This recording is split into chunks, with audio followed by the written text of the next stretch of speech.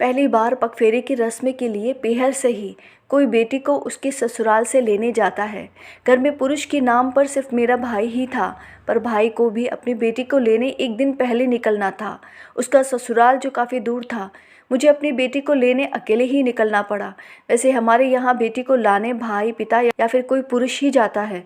और शादी इतनी आनन फानन में हुई कि मैं अपना कीपैड वाला फ़ोन अपनी बेटी को ना दे सकी। हम दोनों के पास बस यही एक फ़ोन था। उसके ससुराल वालों में से किसी के भी फ़ोन नंबर नहीं लिए थे, उनके घर जाने से पहले सूचना कर सकूं। रिक्शा पकड़कर लोगों से पूछते हुए उसके ससुराल जा पहुंची। बेटे का ससुराल का घर बहुत ही ख़राब स्थिति में था। बर्तनों को फेंकने की आवाज़ें आ रही थी। मेरा दिल बहुत घबरा रहा था कि अभी 8 दिन ही हुए हैं शादी को। मेरी बेटी को मैंने हमेशा घर के लड़ाई झगड़ों से दूर ही रखा था, और यहाँ यह सब। हे भगवान, मुझ मजबूर माँ की ज़िंदगी में कोई कम मुसीबतें थोड़ी ही थी जो मेरी बेटी की ज़िंदगी को भी ऐसी बना दी।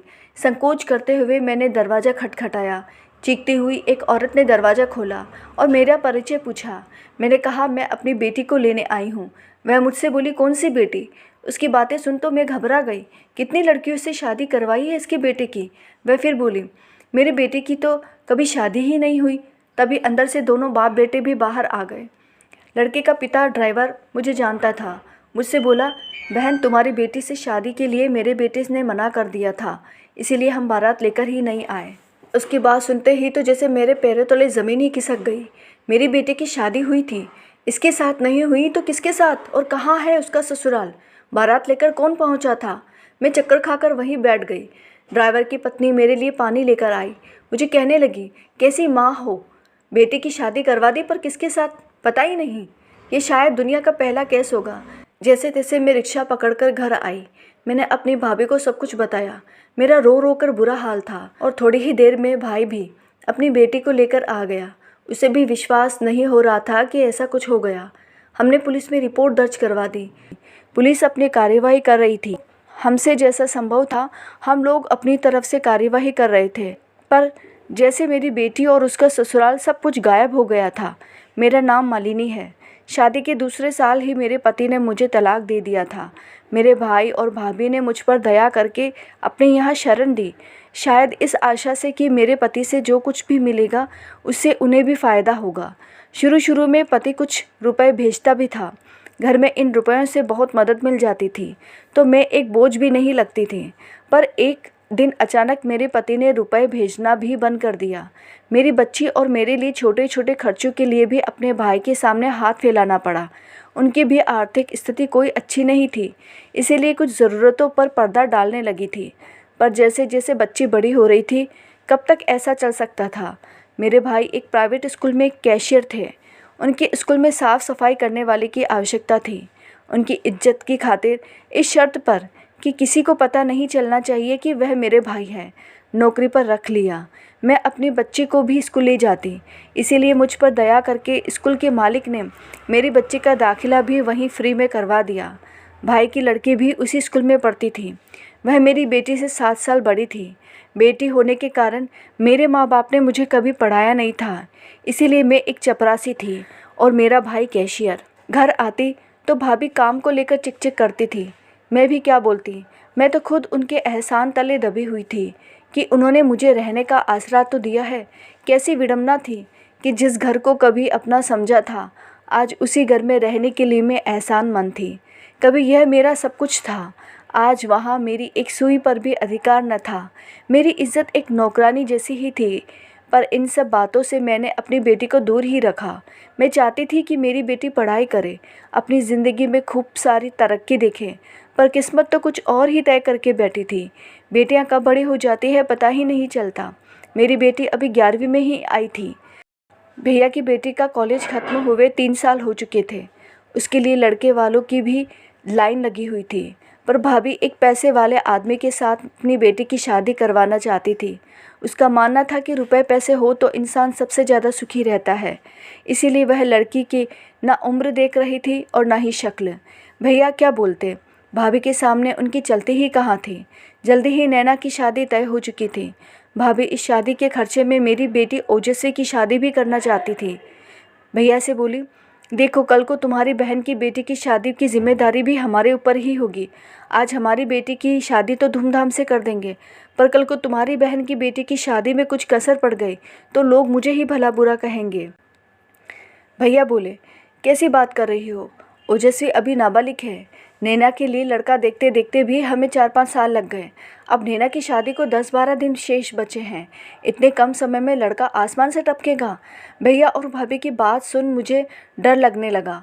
मेरी बेटी को लेकर मेरे सपने थे, पर शादी, वह भी इतनी जल्दी?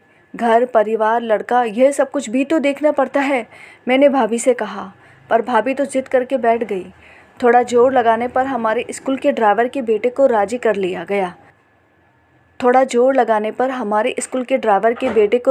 लिया गया। जो काम कुछ नहीं करता था, पढ़ाई छोड़कर आवारागर्दी करता था। भाभी ने मुझे समझाया कि एक बार शादी हो गई तो जिम्मेदारी पड़ते ही काम भी करने लगेगा। तुलना तो कर रही थी कि खुद की बेटी के लिए एक अच्छा खासा कमाऊ लड़का ढूंढ निकाला और मेरी बेटी के लिए भाई भी मेरी बेटी की शादी करवाने के लिए जोर लगाने लगा। कैसी विडंबना थी कि भाई की बेटी किसी शहजादी की रानी बनने वाली थी और मेरी बेटी एक माँ थी। भले ही मैं गरीब थी, पर मैं अपनी बेटी के लिए तो एक शहजादे का सपना देख ही सकती थी और ये सपना सपना ही रहने वाला था। मेरी बेटी जो इन सब से अनजान थी, मैंने उसे खुले आसमान में दूर तक उड़ान भरने के सपने दिखाए थे। वह पढ़ाई में भी होशियार थी। ऊपर से मैं भाई भाभी के एहसान तले दबी थी। यह बात भी सच्ची थी कि उनकी बेटी की शादी में इतना खर्च करने के बाद मेरी बेटी के लिए खर्चा भी उन्हें ही करना था। मैं खुद भी अपनी बेटी की शादी में खर्चा नहीं करवाना चाहती थी। दोनों बारातों का आगमन हुआ। हमारे यहाँ लड़के की माँ दूल्हे का चेहरा नहीं देखती। जो कुछ भी तय हुआ मेरे भाई ने ही किया, यहाँ तक कि लड़के का फ़ोटो भी नहीं देख पाई। मेरी बेटी मुझसे बहुत नाराज़ थी। अपनी नाराज़गी मुझ पर ही जाहिर कर सकती थी। मैं अपनी बेटी के सामने गिड़गिड़ाने लगी, या यूँ कहे कि शादी करने के लिए उस पर भावनात्मक रूप से दबाव डालने लगी। वह भी बेमन से शादी करने को राजी हो गई। कुछ पल में ही मेरी दुनिया फिर वीरान हो गई और जो विदा होकर गई, क्या पता था कि यह आखिरी विदाई होगी। मैं अपनी बेटी को फिर से नहीं देख सकूंगी। अब तक मेरी बेटी की तलाश फाइलों में दब चुकी थी। मेरी बेटी को गायब हुए 2 साल हो चुके थे। एक दिन मैं स्कूल के बाहर रिक्शा वाले का इंतज़ार कर रही थी। तभी ड्राइवर का बेटा मुझे देख मेरे पास आया। मुझे बोला, काकी जी, यदि मैं आपको कुछ बताऊं तो आप मुझसे नाराज़ तो नहीं होंगी? आपकी बेटी के बारे में है। उसकी बात सुन तो मेरी आंखों में मानो चमक आ गई थी। मैंने कहा, नहीं नहीं बेटा, मैं नाराज़ बिल्कुल नहीं होंगी।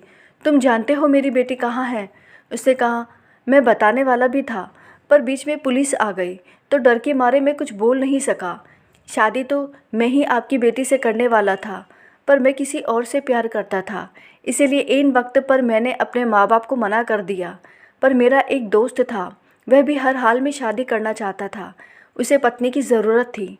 अच्छा खासा पैसे वाला तो नहीं था, लेकिन मैंने उससे कुछ रुपए लेकर बारात तैयार कर दी और उस लड़के को शादी करने के लिए भेज दिया था।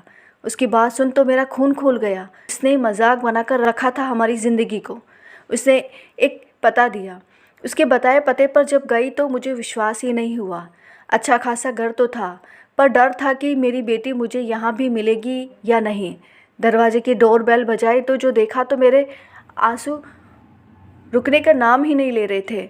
सामने मेरी बेटी जो थी, हम माँ बेटी एक दूसरे के गले लगी। तभी व्हील चेयर पर एक औरत आई। वह बोली, ओजस्वी। मेरी बेटी ने कहा, माँ, ये मेरी सास है। पास में खड़े बिल्कुल काले और बदसूरत लड़के को अपना पति बताया, जिसे मुझे दुख हुआ। मैं उसे एक दूसरी तरफ लेकर गई। उससे पहले कि मैं कुछ बोलती वह बोली, यह मेरे पति है, उसकी शक्ल मत देखना, यह बहुत अच्छे इंसान हैं। इन्होंने गलत किया, पर जो किया वह मजबूरी में किया, जो उनके लिए भी सही था और मेरे लिए भी। उनकी माताजी की तबीयत बहुत ख़राब थी। उनकी शक्ल को देख कोई लड़की उनसे शादी करने को तैयार ही नहीं थी। हद से ज़्यादा अमीर भी नहीं थे कि किसी नर्स या सेवा करने वाली औरत को रख ले। उनकी माताजी के इलाज के लिए सारी जमा पूंजी खर्च हो चुकी थी।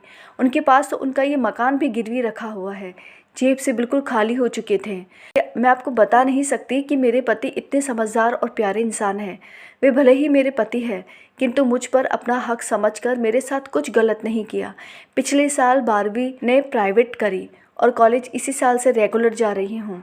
मैंने फिर से यदि अपनी पढ़ाई शुरू की है तो सिर्फ मेरे पति और मेरी सास के पूरे सहयोग मिलने के कारण ही ये संभव हो पाया है। उनकी बहुत अच्छी नौकरी है, पैसा और यह घर हमें फिर से मिल जाएगा। क्या आप मुझे इतना अच्छा पति दे सकती थी? जब उनके दोस्त से पता चला तो दोस्त की मदद से धोखे से ये बारात लेकर आ गए। शादी के बाद उनके माताजी की तबीयत इतनी ख़राब थी कि मुझे आपका ख्याल ही नहीं आया। फिर पुलिस की बात सुन हम सब चुप हो गए। अब आप मेरी सासू जी से बात कीजिए। मैं चली कॉलेज, मेरे टेस्ट चल रहे हैं। दिन में आकर आपसे ढेर सारी बातें करूँगी। वह ऐसा कहकर अपने पति के साथ चली गई। उसकी सास ने मुझे बिठाया और कहा, मेरा बेटा अपना सारा काम छोड़कर भी मेरी पूरी सेवा नहीं कर पा रहा था। उस समय हमें सिर्फ एक बेटी चाहिए थी, हमें माफ़ कर देना।